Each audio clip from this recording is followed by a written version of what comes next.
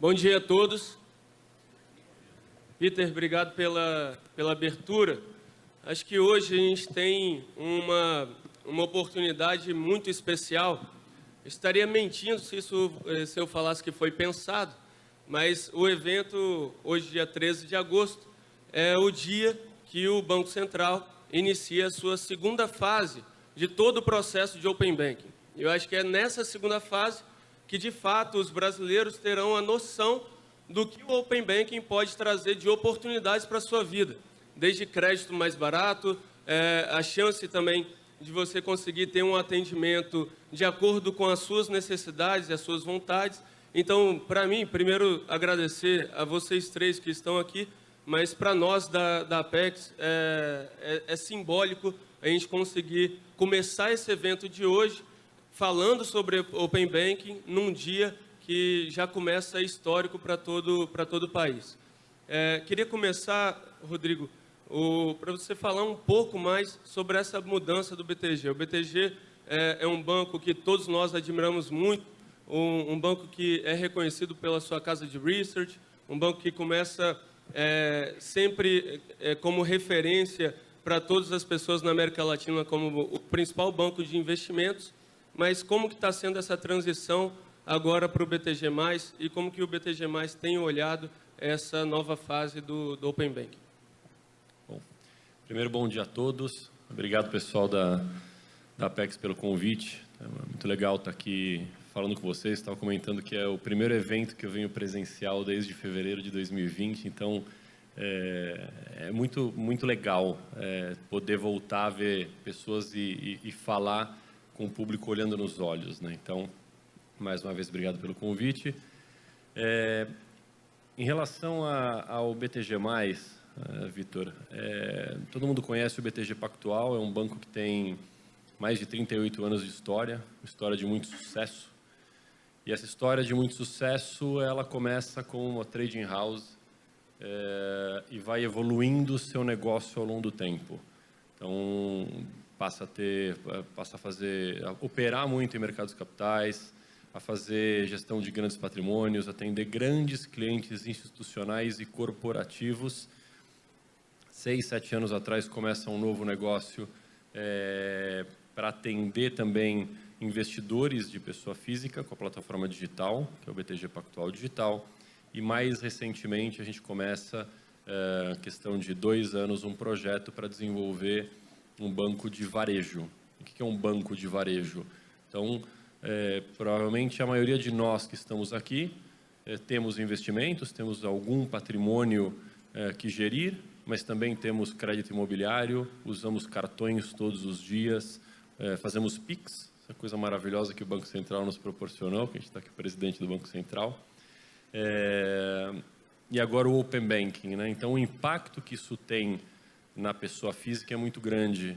Então, o BTG, que já era um grande banco, hoje é o 6º maior banco do Brasil, sem ter nenhum negócio dedicado especificamente a varejo, aproveita os capabilities que já existem dentro de casa para dar um passo a mais, para levar esse foco no cliente, essa cultura, para produtos e serviços bancários. Então, é aí que nasce o BTG+, num momento muito propício, porque o Vitor destacou aqui, estamos um dia histórico para a indústria bancária brasileira e para o brasileiro, que é o Open Banking. A gente vai falar um pouquinho sobre essa nova etapa das nossas vidas aqui. Espero que vocês gostem muito. Excelente, obrigado. Ontem a gente estava conversando, né, Loyola, que você acaba atendendo o Moacir, entre a Plug acaba atendendo a Kinvo, e queria que a gente começasse falando um pouco sobre isso. Se você pudesse falar qual que é o impacto do Open Banking para as pessoas jurídicas, né, para as empresas como a Kinvo, entre o BTG+, a própria Apex. Perfeito, Vitor. Primeiro, obrigado também pelo convite, é uma satisfação estar aqui nesse dia, no dia 13 de agosto, como vocês comentaram, é o dia da fase 2 do Open Banking, é onde a gente vai realmente ver o impacto do consumidor, das empresas, que os bancos participantes vão ter que abrir seus dados a partir há poucas horas atrás, isso aconteceu às 8 horas da manhã, então é um dia realmente histórico para o sistema financeiro. se a gente pensar nos impactos do Open Banking, obviamente, para os consumidores, vai ter um impacto grande, mas os grandes beneficiados, realmente, isso baseado em dados históricos de outras iniciativas, em outras jurisdições, são as pequenas e médias empresas, principalmente. Tá? Essas empresas, esse segmento de empresas sempre foi negligenciado, ou melhor falando, sempre foi mal atendido, pelo menos pelos grandes bancos, e agora tem a oportunidade realmente de servir com excelência. Em dois impactos, principalmente. O primeiro é na gestão financeira, então esse pequeno empreendedor ou empreendedor médio gasta muito tempo para fazer uma gestão financeira eficiente, às vezes não é eficiente, justamente por faltar ferramentas e faltar dados para conseguir fazer essa gestão de forma mais eficiente. E o segundo maior impacto é com crédito, né? Então, uma pequena empresa hoje paga o custo do crédito até 3 vezes maior do que uma grande empresa. E normalmente são os que mais precisam. E quando consegue obter o crédito, na verdade, né? Então, a gente vê já várias iniciativas de bancos e fintechs atendendo as pequenas e médias empresas. E a respeito do crédito e Open Banking, tem 3 frentes que realmente vão fazer uma diferença muito grande. A primeira é na precisão. Obviamente, você acessando os dados dessa empresa, você consegue fazer uma análise de risco, consegue entender muito melhor o comportamento dessa empresa e, assim, você consegue oferecer um crédito mais personalizado e, com essa competição, com essa diminuição da assimetria de informação, vai ter mais concorrência e a tendência é que o crédito baixe bastante. A segunda é com relação à eficiência. Então, hoje, quando você concede o crédito, você entra numa esteira, tem que ter uma análise. E já vê na Europa, por exemplo, essas pequenas e médias empresas recebendo créditos em tempo real. Você cadastra online e já recebe aquele crédito em tempo real, baseado, obviamente, nos dados financeiros compartilhados. E a última, que é interessante também, é a questão do monitoramento. Agora, e diferente da Europa, onde o consentimento daquele cliente, PJ ou PF, é válido por 3 meses, aqui no Brasil, durante 12 meses você vai conseguir acompanhar o comportamento financeiro daquela empresa, no qual as empresas que conseguirem utilizar esses dados de forma mais inteligente vão poder oferecer serviços ainda mais personalizados, acessar o risco dessas empresas de uma forma muito mais eficiente. Então, dentre todos os segmentos, incluindo consumidores, incluindo grandes empresas, eu acredito que realmente os grandes beneficiados serão as pequenas e médias empresas no curto prazo. Maravilha. Já passando para você, Moacir, eu acho que o Loyola levantou a bola da gente falar um pouco sobre os empresários, né, que estão aqui hoje. Hoje a gente está recebendo 300 empresários capixabas, são eles que, de fato, movem o nosso Estado, geram emprego, geram, de fato, valor para a nossa economia. Queria que você falasse um pouco sobre o impacto do Open Banking na vida mesmo dos investimentos pessoais dessas pessoas que estão aqui hoje. Bom dia a todos. Primeiro, agradecer o convite. É um prazer estar aqui com vocês e compartilhar um pouquinho das informações do que a gente faz, né? A primeira coisa que eu vejo em relação a isso é que o Open Banking ele é um divisor de águas em relação ao mundo de investimentos. Hoje, a quantidade de informação que esse investidor tradicional ele tem nos grandes bancos é muito pequena, né? Basicamente, nos bancos tradicionais, ele traz o nome do produto, o valor bruto e o valor líquido, nada mais. Você não sabe se aquele investimento está trazendo um bom retorno, não tem qualquer outra informação em relação a isso. Então, o Open Banking ele começa a padronizar a entrega desses dados no Brasil, que hoje é totalmente despadronizada, e começa a trazer transparência para esse investidor. Então, isso realmente muda completamente. Então, vai fazer com que os bancos tradicionais tenham que evoluir os produtos, tenham que evoluir o portfólio, abre espaço para novas casas de investimento que querem fazer um trabalho sério e gerar resultado de verdade para esse investidor, e traz principalmente informação profunda para esse investidor. Eu queria só falar um pouquinho do Kinvo, porque a gente nasceu com esse propósito e nasceu olhando muito para o Open Banking, né? Ao ponto de tentar antecipar um pouquinho do que é o que será o Open Banking na área de investimento. Então, o Kinvo é uma fintech na área de investimentos. O principal objetivo dele é coletar dados do mercado na área de investimentos e traduzir esses dados para o investidor comum. comparando com o benchmark e fazendo na rádio que o mercado já deveria ter feito há muito tempo, trazendo transparência. Então, Só aproveitando, levanta a mão aí quem já tem o aplicativo da Kinvo instalado no seu celular. Deve ter 5%. Temos uma baita oportunidade aí pela frente ainda, hein, Moacir? temos juntos. Desculpa, acabei puxando para cá e queria também já aproveitar e voltar para o BTG+, mas você pode continuar falando sobre a Kinvo logo menos. E queria, Rodrigo, que você falasse um pouco sobre como que o BTG+, tem se portado em suas funcionalidades para aproveitar esse Open Banking e o que ele oferece de diferencial em relação a outros bancos tradicionais ou bancos digitais também. Legal, essa daqui é uma grande oportunidade que a gente tem para trazer algo diferente para o mercado. Um dos grandes diferenciais que a gente tem no BTG+, não são só os produtos e o serviço que a gente dá para o nosso cliente de altíssimo nível, é o uso de dados. Então, dentro do setor bancário hoje, especialmente de varejo, que é muito massificado, você não tem nenhum banco hoje que está usando os dados do cliente para trazer benefício real para o cliente. Então, esse é um pilar fundamental da construção daquilo que a gente está trazendo. Então, hoje eu olho muito mais como referência empresas como Spotify, como o Waze, como o Amazon, como o Netflix, como referência para uso de dados e para agregar valor para o cliente do que os bancos tradicionais, que fazem um magnífico trabalho, evidentemente, mas desde a perspectiva de produto. Então, o Open Banking, para mim, ou seja, qualquer fonte no mercado de informação, ela é muito válida para a gente trazer valor agregado para o cliente. O Open Banking é a mais valiosa de todas, porque como eu sou banco e não pretendo mudar a minha natureza de banco e quero trazer para o cliente um dia a dia financeiro muito melhor, porque hoje você para de fazer o seu dia a dia para fazer a sua atividade de banking. É meio chato, né? É meio, tem que pagar uma conta, um banco... Eu lembro quando eu cheguei no BTG, começando a trabalhar em janeiro do ano passado, você imagina, né? Banco novo, projeto novo, não sabia nem onde era a porta do banheiro direito, né? Cabeça cheia. E para fazer um projeto do banco de varejo com a responsabilidade que a gente tinha na época. E janeiro é o mês de pagar o IPVA. Adivinha, né? Tanta coisa para fazer, esqueci de pagar o IPVA. Aí eu entrei no site, né, no Internet Banking do banco onde eu trabalhava, com o qual eu trabalhava naquele momento. Entrei lá, em 30 segundos eu paguei o IPVA. Em fevereiro, atrasado, mais caro do que eu pagaria em janeiro.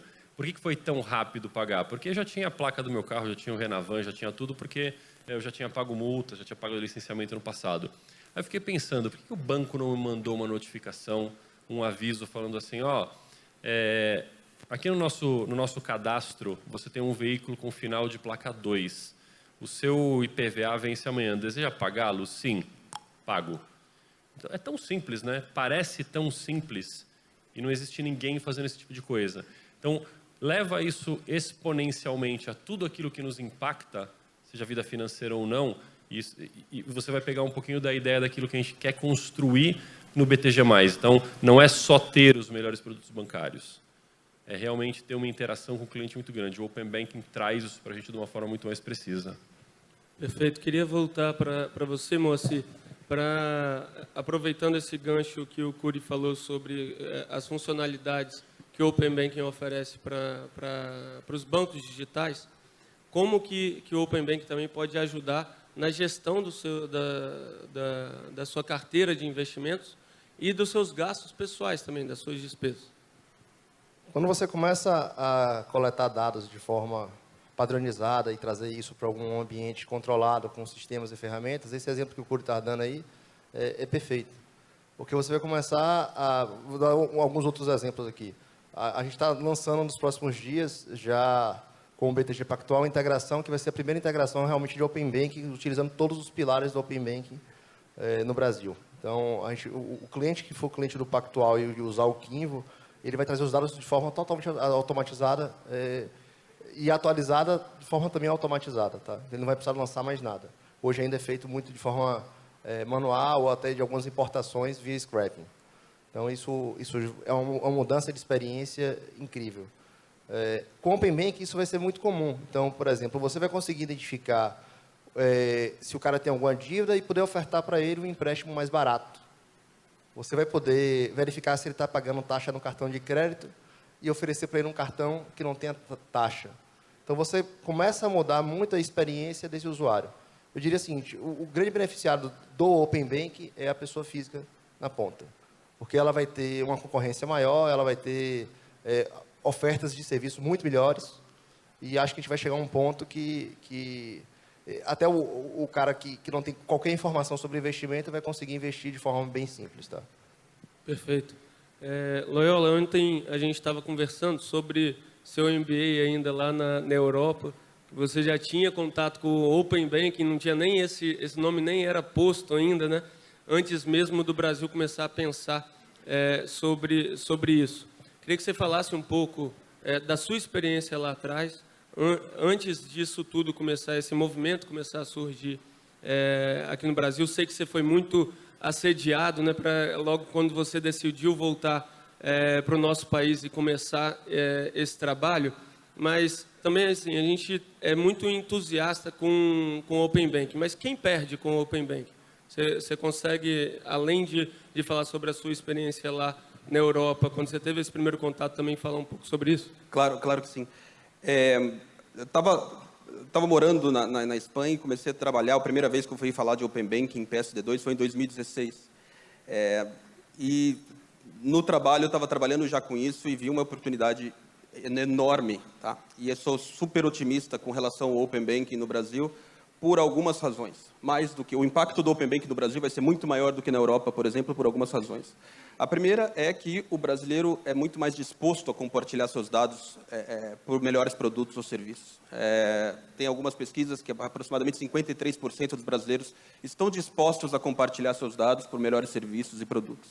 Enquanto na Europa é menos de 20% e realmente o Open Banking já está fazendo uma grande diferença por lá.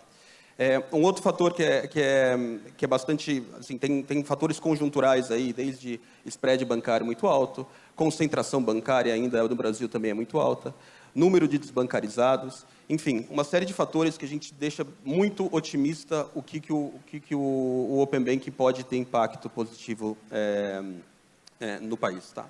Agora, quem perde e quem ganha, na verdade, eu acho que, igual o Moacir comentou, quem ganha é o consumidor final. Então, você compartilhando os seus dados, e as pessoas têm que entender que o seu dado tem valor, e agora vai ser uma briga de todas as instituições financeiras, fintechs, por esse dado tem muito valor, e as pessoas, eu acredito que aos poucos vão descobrir que realmente não precisam compartilhar com seus dados com qualquer pessoa, desde que vai trazer um benefício maior para ela. Os perdedores é difícil falar, na verdade é uma oportunidade para o mercado inteiro. Os perdedores são realmente aqueles players que, adotarem esse projeto como meramente regulatório. E eu acho que a história se repete. Tem alguns exemplos de bancos na Europa em que jogaram muito na defensiva, falando, nossa, tem um projeto aqui, eu vou cumprir com o regulatório, eu vou tirar 5 para cumprir com minhas APIs e não vou fazer nada com isso. Hoje, depois de 3 anos implementado o Open Banking por lá, esses bancos estão realmente perdendo mercado. Tá? Então, é oportunidade para os bancos digitais que já têm, por exemplo, o BTG+, que já tem uma pegada bastante digital e de uso de dados, igual o Rodrigo falou. É oportunidade para fintechs, é oportunidade também para os bancos emergentes, para os bancos incumbentes, que também estão se movimentando para adotar sua estratégia. Afinal, ele já tem uma quantidade imensa de clientes, ele tem que saber como reter esses clientes. Né? Enfim, o único perdedor vai ser aqueles que não tiverem uma estratégia de uso de dados adequada. Perfeito. O Curi, o André Esteves, né, fala muito sobre o termo financial deepening. Um termo que a gente acaba utilizando no nosso dia a dia, mas ele não é amplamente conhecido por todos os brasileiros. Acho que a gente tem aqui no Brasil ainda uma porcentagem pequena dos brasileiros que de fato cuidam do seu investimento, dos seus investimentos da maneira correta, e também uma porcentagem ainda pequena dos brasileiros que entendem o que é de fato ter uma conta num banco. Se você puder falar como que esse momento que a gente está vivendo, especialmente no dia de hoje, vai ajudar a inclusão financeira mesmo dos brasileiros? Acho que você usou a palavra correta, né? Inclusão financeira. A gente está num país de muitas desigualdades, em que há muito pouco tempo atrás, mais da metade da população era considerada desbancarizada, ou seja, pessoas que estão à margem do sistema bancário, não usam meios eletrônicos de pagamento, não recebem seu salário ou seus ganhos através de contas bancárias, que ainda, se tiver algum tipo de economia, ainda guardava no colchão. E isso é ruim para essas pessoas, é ruim para a economia. Então, eu acho que existe um movimento muito forte. Eu acho que a tecnologia, a digitalização, ela foi acelerada por esse momento super trágico que é a pandemia que aconteceu no último ano e meio, talvez um pouquinho mais de acelerar a penetração de digitalização da população, em especial no setor bancário. Então, você tem uma aceleração muito grande desse processo, um crescimento muito grande das fintechs. Então, as contas de pagamentos, as carteiras, wallets, como vocês quiserem chamar, cresceram exponencialmente nesse período. Então, não foi só no ano passado, mas foi muito forte no ano passado. E você vê muitas dessas fintechs declarando que eles estão fazendo um processo muito grande de bancarização. E é mais do que as fintechs, né? São varejistas, né? Então, ontem eu estava numa live com o Maurício Santos da ClaroPay, por exemplo, falando que o grande objetivo da ClaroPay, que é a wallet da Claro, telecomunicações, é bancarizar pessoas que estão fora do sistema bancário. Por outro lado, você tem uma situação recente de um juro mais baixo e que faz e acesso maior em função das plataformas digitais de investimento, um acesso maior à bolsa e a produtos de investimento que não estavam tão acessíveis à pessoa física, especialmente aquela que tinha um menor esclarecimento, né? Então, você começa a ter mais informação, você começa a ter mais influencer digital, você começa a ter muito mais pessoas investindo. Então, hoje, eu estava vendo um dado ontem da B3, são praticamente 4 milhões de CPFs cadastrados CPFs únicos, não contas cadastrados na B3. Um crescimento de mais de 50% nos últimos 2 anos. Então, é um crescimento exponencial. Então, o que a gente chama de financial deepening é realmente a entrada da pessoa, não é um tema só de investimento, ele nasce, né, o termo ele nasce muito de pessoas físicas que começam a se esclarecer e a investir, mesmo que seja R$300 ou R$50, não é uma coisa exclusiva de grandes patrimônios, mas também todo um processo de inclusão financeira que é muito positivo para o sistema como um todo e, sobretudo, para o país. Com certeza. Moacir, o presidente Roberto Campos Neto vai ter direito à resposta durante o painel dele, mas queria que você falasse um pouco como que você tem visto a condução do Banco Central em relação a tudo isso que a gente tem conversado aqui nesse painel sobre o Open Banking conectada aos investimentos. Essa é a 4ª fase, né? A fase de investimentos, está programada para dezembro desse ano. No momento está sendo feito um estudo muito grande em relação à padronização de dados e quais dados vão ser compartilhados. Acho que a metodologia, a forma está muito clara, depende do consentimento do usuário. E está sendo construído isso agora, tá? A atuação do Banco Central, eu diria que tem sido extremamente importante, porque ele está conseguindo atrair e trazer os pontos fundamentais para que isso ocorra de verdade, com todas as dificuldades que tem do próprio ecossistema, né? De bancos tradicionais, de alguns legados que ainda existem, que tem que se adaptar a isso, mas enfim, eu acho que vai sair bem e realmente vai ter um impacto enorme aí. Maravilha. Continuando falando um pouco mais sobre a atuação do Banco Central, que eu quero ouvir terceiros, depois a gente pode continuar esse papo no coffee break ali, presidente. Mas se você puder falar um pouco, Loyola, sobre como que o Banco Central tem olhado para o ambiente regulatório e toda essa questão que é importante para essas próximas fases que estão por vir do Open Banking. Perfeito. A minha visão é que o Banco Central ele está se adaptando a essa nova realidade. A nova realidade do uso do dado, essa indústria 4.0, onde o dado tem muito valor.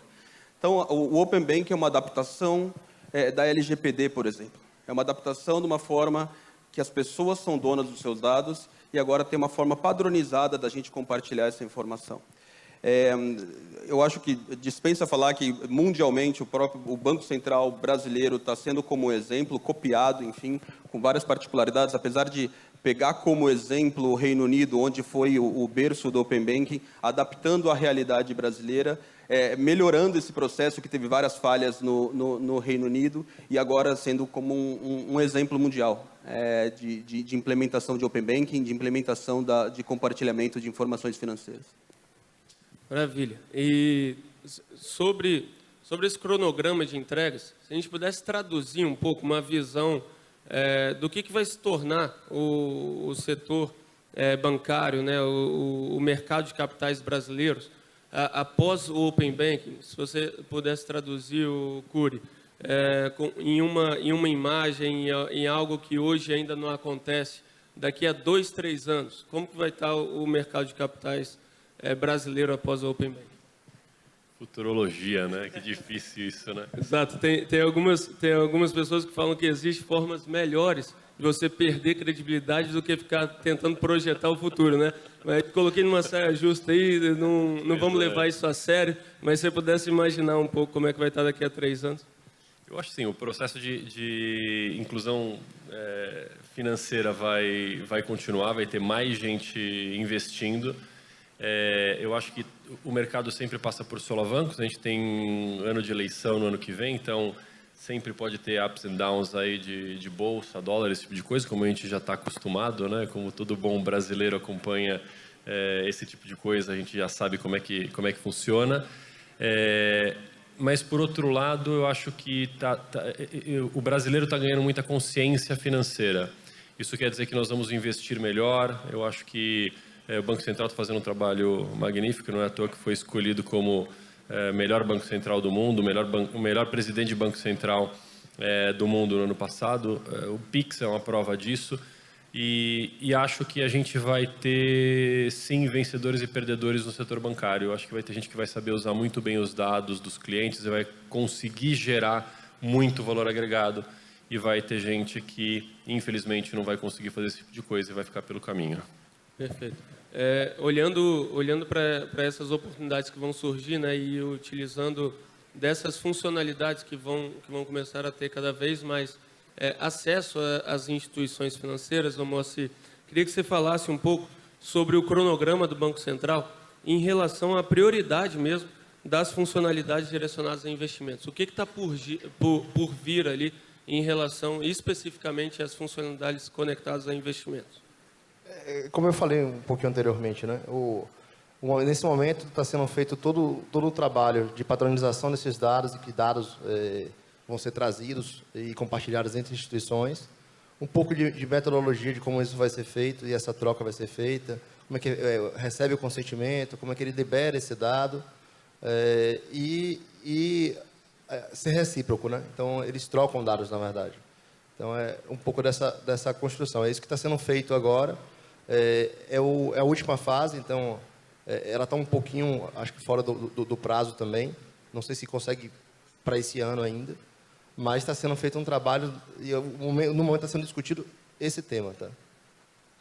Legal. Você falou um pouco sobre ritmo de adoção. Loyola, se puder falar, a gente sempre conversa sobre, o Cury acabou de falar alguns elogios aqui ao presidente, de ter sido reconhecido como o melhor presidente de Banco Central de todo o mundo. Por que você acha que o ritmo é mais lento, está sendo mais lento em outros países, e por que a gente está conseguindo dar uma celeridade um pouco mais rápida aqui no Brasil? Perfeito. Primeiro, eu acredito que as pessoas superestimam as mudanças no curto prazo e subestimam a longo prazo. Tá? Então, não é que a partir de hoje o sistema financeiro nacional vai mudar completamente porque está sendo compartilhado o dado. É um processo evolutivo. É diferente do Pix, por exemplo. O Pix, que eu acredito que, se não todos, a grande maioria já fez um Pix. é uma inovação incremental, uma ótima inovação incremental. Então, antes você tinha uma forma de fazer uma transferência, que era um TED, um DOC, enfim. Hoje você faz de uma forma muito mais rápida, mais eficiente, mais barata. E teve uma adoção fantástica por todo o Brasil. O Open Banking, diferente do Pix, é uma mudança da infraestrutura do sistema financeiro nacional, na qual vai permitir que inovações aconteçam. Tá? Então, conforme o Rodrigo falou, é muito difícil você fazer uma futurologia, mas as bases para fazer mudanças, inclusive mudanças disruptivas do sistema financeiro, estão sendo construídas através do Open Banking. Então, a partir do compartilhamento desse dado, vai permitir que, às vezes, hoje, está numa garagem, uma fintech com dois programadores, está criando o próximo unicórnio brasileiro, porque eles estão utilizando esses dados de uma maneira mais eficiente, de uma maneira personalizada. Igual o exemplo que o Rodrigo falou, eu adoraria que meu banco realmente me ajudasse a gerir a minha vida, eu não me preocupasse com minha conta a pagar, porque eu sei que meu banco está gerindo. Eu adoraria entrar num varejista e o banco conseguir me explicar, ou pelo menos através da tecnologia, conseguir me informar qual que é a melhor forma que eu tenho de pagamento, ou se eu consigo fazer, se é certo eu fazer qualquer tipo de aquisição. Enfim, vai ser difícil a gente conseguir estabelecer o que vai surgir com o Open Banking, mas até plagiando um pouquinho as palavras até eu acredito que foi do presidente do Banco Central, que a internet, o Open Banking, a mudança para o sistema financeiro, assim como a internet foi para todos, né? Então, a gente nunca imaginou que lá na década de 90, a gente teria um aparelho no seu bolso que tem mais poder computacional do que os maiores mainframes da década de 90 de muitos bancos. A gente poderia, por exemplo, pedir um táxi ou um carro de uma pessoa X, ou a gente poderia alugar o apartamento de qualquer pessoa que está aqui ao lado. Então, eu tenho certeza absoluta que inovação está sendo desencadeada a partir desse momento, mas esse impacto pode ser a longo prazo. Perfeito, maravilha. Curi, quando a gente pensa no cliente da pessoa, na pessoa física mesmo, você sempre comenta que o BTG+ se posiciona como se fosse o Spotify, né, para os clientes. O que isso significa, essa comparação com o Spotify? E o que o cliente lá na ponta final, como o Loyola e o Moacir falaram, que eu acho que vai ser o principal ganhador no meio disso tudo, na vírgula lá, o que o BTG+ espera que o cliente ganhe de diferencial comparado a anos anteriores, né? Você já tem uma experiência há mais tempo dentro do mercado financeiro e acho que o desafio de agora é completamente diferente dos seus desafios anteriores também, certo? Sem dúvida. A comparação que a gente faz, né, com essas empresas de nova tecnologia como o Spotify é porque a sensação que eu tenho, não sei quantos de vocês são usuários do Spotify, por exemplo, é que o Spotify me conhece, né? Então, quando eu abro o aplicativo, ele sabe que músicas que eu escuto, por exemplo, de manhã, eu estou escutando podcasts de notícia. Então, eu acordo de manhã e ele me traz os podcasts que eu escuto. Quando eu abro à tarde ou à noite, quando eu saio do trabalho, ele traz as músicas que eu gosto de escutar. No fim de semana, ele me sugere músicas que têm a ver com o meu gosto. Então, Netflix é a mesma coisa, né? Então, toda segunda de noite eu jogo tênis com um colega do trabalho. E apesar de ser perto do escritório, eu coloco o Waze para saber o caminho mais curto, porque vocês sabem que em São Paulo, mesmo na pandemia, o trânsito não, é uma coisa desafiadora. Não está nos meus favoritos, o endereço não está em nada. Eu abro o aplicativo e o Waze fala, você está indo para jogar tênis em tal lugar? Eu falei, que maravilhoso, né? Não precisa nem procurar, não precisa digitar nada. Então, quando eu faço essa comparação, se eu sou ousado o suficiente de fazer essa comparação, é porque a gente quer que o banco tenha esse significado na vida de cada um dos clientes, que o banco conheça cada um dos nossos clientes com o uso de dados, evidentemente. Por isso que a gente é o primeiro banco de varejo a nascer 100% em cloud computing, 100% na nuvem. Isso traz para a gente uma agilidade, um dinamismo e uma facilidade muito grande, né? E em relação ao desafio, o último comentário, né, que eu falo pra caramba, é que eu tenho 20 e poucos anos de varejo bancário. o que eu aprendi, o que vivi nos últimos 2 anos, eu acho que equivale a mais ou ao dobro do que eu tinha aprendido em todos os outros anos, porque é um exercício de empreendedorismo começar um negócio do zero, apesar de estar dentro do BTG Pactual, negócio digital, no meio da pandemia, trabalhando desde casa. Então, eu estou começando a conhecer as pessoas que trabalham com a gente agora, para vocês terem uma ideia. Então, foi um super projeto, estou super feliz com isso. Legal. Vou passar a bola para o Moacir, que eu acho que ele teve, talvez, experiências parecidas com a tua na relação com o BTG, né? A Kinvo é uma startup que nasceu ali da Bahia, de Salvador, e acabou ganhando o Brasil como um todo, escalou de uma maneira muito rápida, né, Moacir? Queria que você falasse um pouco como é que foi essa transição, porque hoje sendo bem sincero, é fácil falar sobre o fintech. Porque tem todo um cronograma ali que o Banco Central tem que cumprir, fica o mercado inteiro em cima deles, fazendo com que todas aquelas etapas, de fato, sejam direcionadas. Mas como é que foi pensar como é que surgiu a Eureka ali, né, de lançar a Kinvo e essa negociação com o BTG, o que você vê nessa união de forças, né, nessa parceria entre o BTG Pactual e a Kinvo? Eu venho no mercado financeiro já há alguns anos, iniciei lá em 2002, na área de investimentos. Então, fiz todo o processo. Fui autônomo, montei instituição financeira, e esse negócio foi vendido lá em 2016 para o Azimuth. E eu já estava pensando o que eu vou fazer depois disso, né? Então, eu já vim estudando bastante, já vi essa necessidade de trazer transparência para os investimentos. E aí nasce o Kinvo, né? Eu tinha já uma equipe na área de tecnologia que já desenvolvia bastante coisa.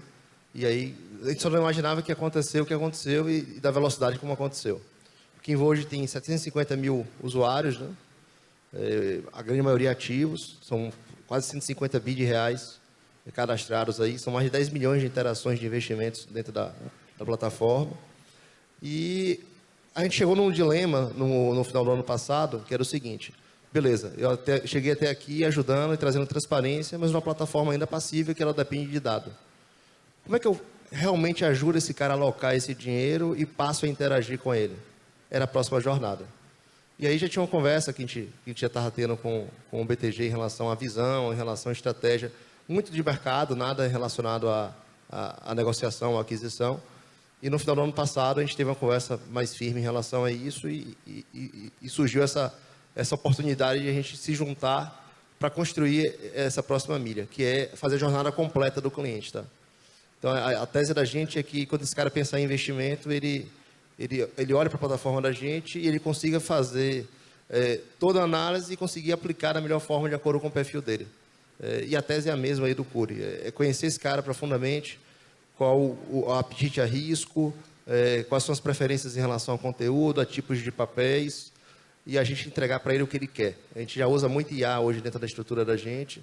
Eu já faço uma entrega hoje muito direcionada de notícia e research, utilizando IA, e a gente vai fazer isso praticamente para o app inteiro. Então, para a gente tem sido um divisor de águas, e acho que foi a melhor escolha que a gente podia ter feito. Tá?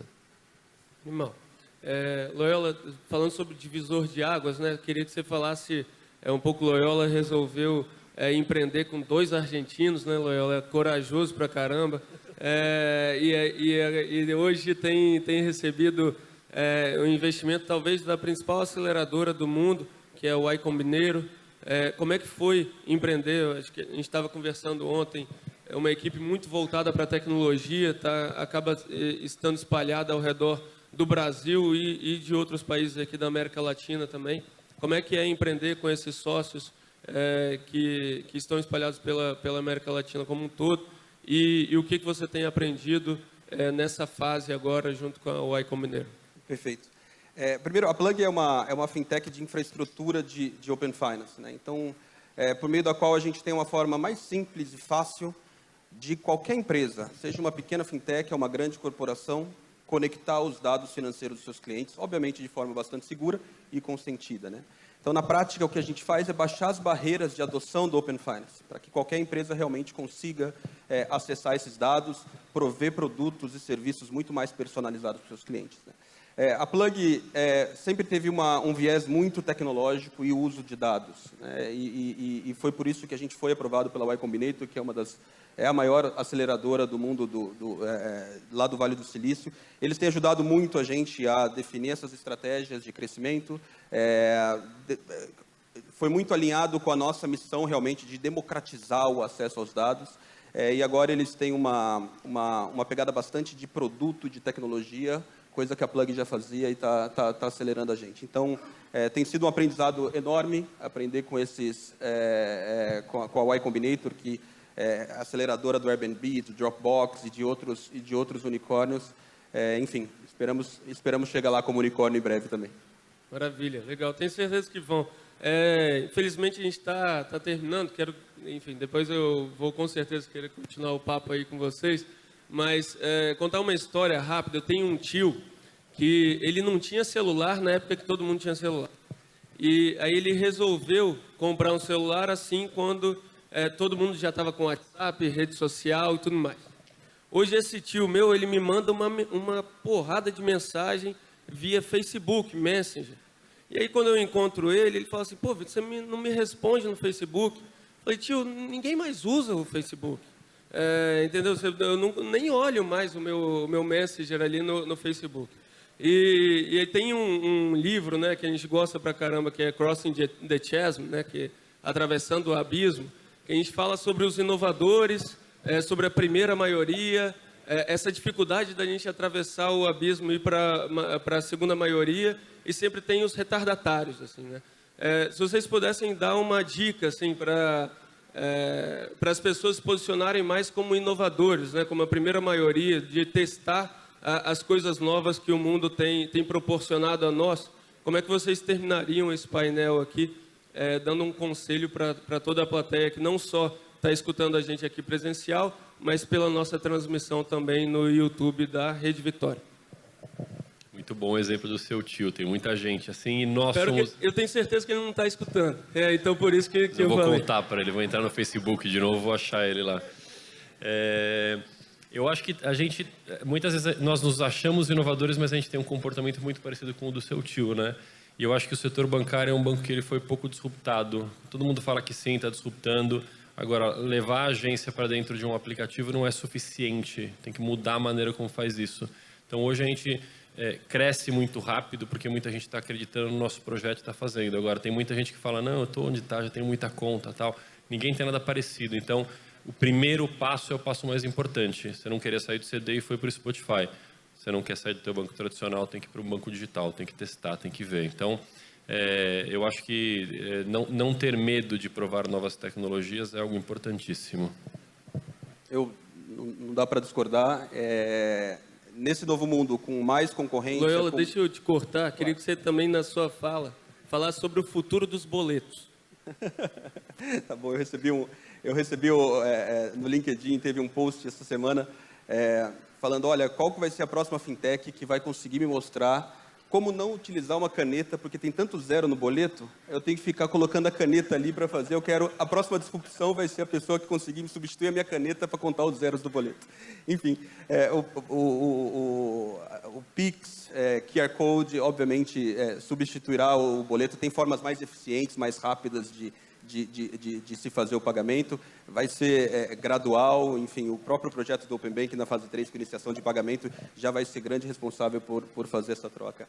Mas só comentando com relação ao abismo, eu acho que está claro que os players, não só do sistema financeiro, mas qualquer um que não inovar, que não utilizar a tecnologia, e agora com acesso aos dados tão fácil, se você não conseguir, se você não tiver uma estratégia de uso correto desses dados, de uso para melhorar a experiência do seu cliente de alguma forma, de personalizar, alguém vai fazer e vai te deixar para trás. Então, a provocação é que realmente qualquer tipo de empresa consegue utilizar os dados financeiros dos seus clientes para prover melhor produto e serviço. E já pode fazer isso já. Então, eu acho que não tem que esperar, sabe? Eu diria que a primeira coisa é realmente baixar a guarda e começar a entender o que está acontecendo. Porque a gente está passando realmente pela maior revolução digital, acho que do mundo, e aconteceu aqui, tá? Quando você pega uma inclusão de 40 milhões de pessoas, como aconteceu no ano passado no sistema bancário, e você tem hoje o que eu chamo de cataclisma, uma reunião de vários eventos, o boleto registrado, que já teve uma mudança grande, o Pix, que hoje, se você precisar comprar uma bala, você consegue comprar com Pix e todo mundo aceita. Então, é incrível isso, a transformação digital que ocorreu, inclusive, na vida de pessoas que nem imaginavam ter uma conta um dia. E todo o restante que está vindo aí. Acho que o Open Bank, ele complementa tudo isso. Então, a dica é, fique atento e procure, na verdade, empresas sérias que estejam ligadas a esses processos. Até porque a gente também sabe, do mesmo jeito que isso tudo está evoluindo, vão evoluindo também fraudes e tudo mais, né? Então, acho que o recado é esse aí. Maravilha. Acho que a gente começa com o pé direito. Pegando todos esses conselhos aqui, eu só queria recomendar que todo mundo, só para eu fazer uma pesquisa rápida aqui, quem aqui já lê a newsletter da Apex News diária?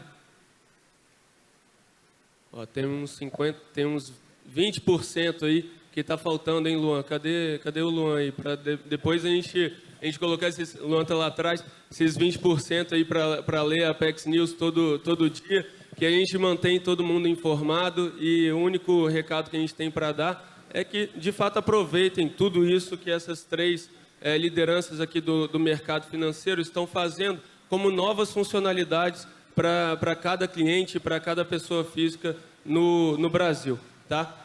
Obrigado a todos, a gente continua com o evento, né, Fuli?